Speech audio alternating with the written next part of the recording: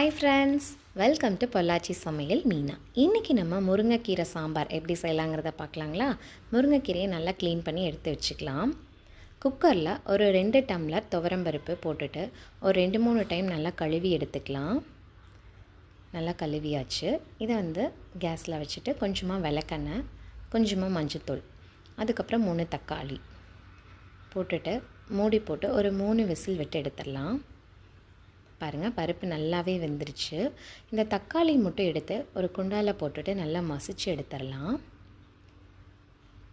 அதுக்கப்புறம் குக்கரை ஆன் பண்ணிவிட்டு இதிலேயே சின்ன வெங்காயம் கட் பண்ணி வச்சுருக்கேன், அதையும் போட்டுட்டு அந்த மசித்த தக்காளியும் நம்ம போட்டுடலாம். அதுக்கப்புறம் ஒரு 2 டீஸ்பூன் சாம்பார் தூள் போட்டுடுறேன்.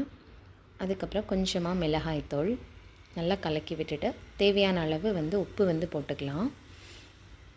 கொஞ்சமாக தண்ணி ஊற்றிட்டு ஒரு 5 மினிட்ஸ் நல்லா கொதித்து வரட்டும். அந்த பருப்பு இதிலேயே பூண்டையும் ஆட் பண்ணிக்கலாம். பாருங்கள், நல்லா கொதித்து வரட்டும். நல்லா கொதித்து வந்ததும் அந்த முருங்கைக்கீரையை நம்ம க்ளீன் பண்ணி வச்சுருக்கோம் இல்லையா, அதையே இதில் போட்டுடலாம். 5 மினிட்ஸ்லேயே கீரை நல்லா வெந்து வந்துடும். உப்பு காரம் எல்லாமே இந்த ஸ்டேஜில் நம்ம செக் பண்ணிக்கலாம். அதுக்கப்புறம் பெருங்காயத்தூள் கடைசியாக நம்ம ஆட் பண்ணி ஆஃப் பண்ணிடலாம். பாருங்கள், நல்லா கலக்கி விட்டுறணும். ஆஃப் பண்ணிடலாம். அதுக்கப்புறம் ஒரு குண்டால் தேங்காய் எண்ணெய் நம்ம ஊற்றிக்கலாம். இது நல்லா காஞ்சதும் கடுகு போட்டுடலாம்.